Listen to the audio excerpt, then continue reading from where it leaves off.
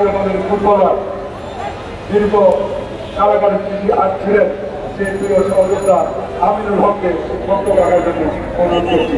জাতীয়তাবাদী মহিলা দলে ঢাকা মহানগরীর সভানেত্রী রুমা এবং সাধারণ সম্পাদিকা নার্গিসের নেতৃত্বে মহিলা দলের মিছিলে নিতে আমরা মহিলা দলের একটি উদ্যোগ করে যাচ্ছি। সূত্রপুর থানা আজিজুর রহমান আজিজের নেতৃত্বে মিছিলের এখন বক্তব্য রাখবেন আমিনুল হক।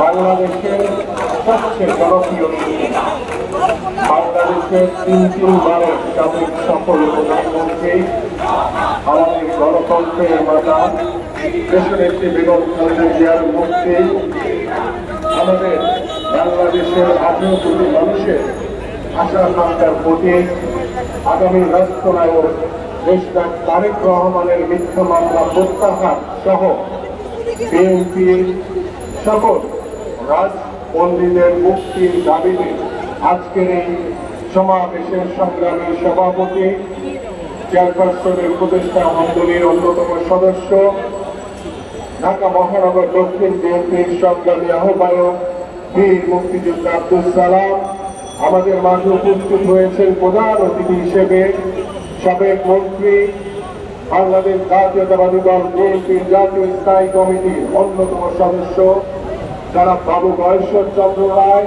আমাদের মাঝে উপস্থিত রয়েছেন বিএনপির সিনিয়র যুগ্ম মহাসচিব জনাব অ্যাডভোকেট রুহুল কবির রিজভী সহ জাতীয় নেতৃবৃন্দ এবং সঞ্চালনার দায়িত্ব রয়েছেন ঢাকা মহানগর দক্ষিণ বিএনপির সংগ্রামী সদস্য সচিব জনাব রফিকুল আলম মজদুর সহ উপস্থিত প্রিয় সাংবাদিক ভাই এবং সকল দক্ষিণ বিএনপি সহ সকল অঙ্গ সংগঠনের নেতৃবৃন্দ সবাইকে আসসালামু আলাইকুম।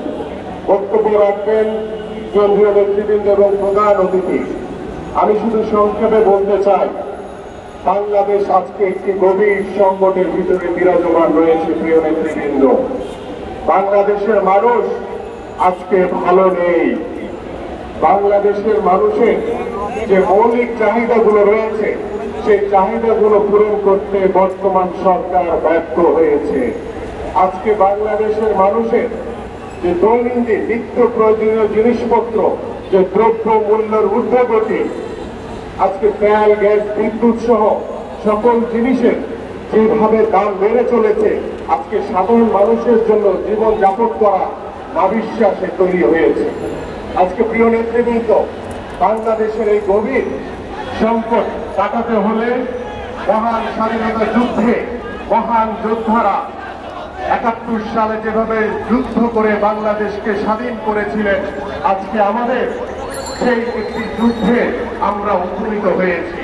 আজকে বাংলাদেশকে বাঁচাতে হলে, বাংলাদেশের জনগণকে বাঁচাতে হলে, আজকে বাংলাদেশের গণতন্ত্র ফিরে আনতে হলে, বাংলাদেশের ভোটের অধিকার নিশ্চিত করতে হলে এবং বাংলাদেশের মাটিতে একটি অবাধ সুষ্ঠু নির্বাচন মাধ্যমে জনগণের সরকার প্রতিষ্ঠা করতে হলে আমাদেরকে আবারও একটি যুদ্ধ করতে হবে। প্রিয় নেতৃবৃন্দ,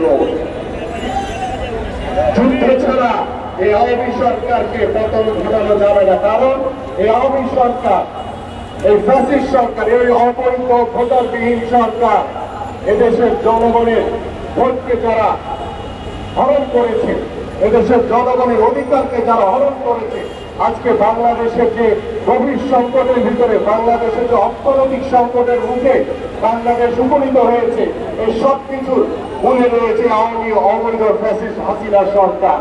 এই হাসিনা সরকারের পতনের জন্য বাংলাদেশ জাতীয়তাবাদী দলের সকল নেতৃবৃন্দকে ঐক্যবদ্ধভাবে চলমান আন্দোলনে আপনারা মাঠে রয়েছে, মাঠে থাকবেন এবং আগামীতে রাজপথেই ফয়সালা হবে। প্রিয় নেতৃবৃন্দ, রাজপথ ছাড়া কিন্তু কোনো ফয়সালা হবে না। আমাদের আজকে বাংলাদেশের এই গভীর সংকটের মুখে আজকে আমাদের এদেশের জনগণ আমাদের পাশে রয়েছে। তার প্রমাণ কিন্তু বাংলাদেশের জনগণ দিয়েছে। গত 7ই জানুয়ারি আওয়ামী লীগের যে একতরফা নির্বাচন, দামি নির্বাচন, নিজেরাই নিজেদের সরকার গঠন করেছে, সেই নির্বাচনে বাংলাদেশের জনগণ কোনো ভোট কেন্দ্রে যায়নি এবং বাংলাদেশের জনগণ এই নির্বাচনকে নীরবে প্রত্যাখ্যান করেছে। আজকে যখন উপজেলা নির্বাচন হচ্ছে, ওই উপজেলা নির্বাচনেও বাংলাদেশের জনগণ ঘৃণা ভরে আওয়ামী সরকারের এই দামি মার্কা নির্বাচনকে, হাসিনা মার্কা নির্বাচনকে ঘৃণা ভরে প্রত্যাখ্যান করেছে।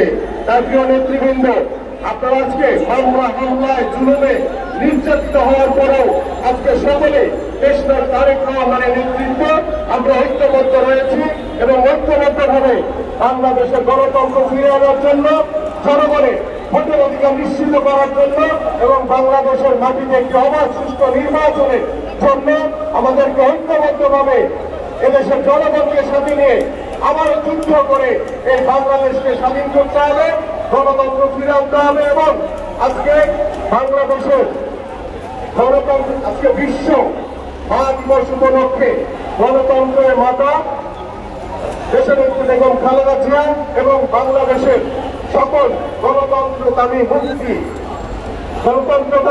মানুষের মুক্তি কামনায় আমি আমার বক্তব্য এখানে শেষ করছি। সবাইকে ধন্যবাদ। বাংলাদেশ জিন্দাবাদ, বাংলাদেশ জাতীয়তাবাদী দল বিএনপি জিন্দাবাদ, দেশনাথ তারেক রহমান জিন্দাবাদ, দেশনেত্রী বেগম খালেদা জিয়া জিন্দাবাদ, শহীদ রাষ্ট্রপতি জিয়াউর রহমান অমর হোক। সকলকে ধন্যবাদ। আসসালামু আলাইকুম।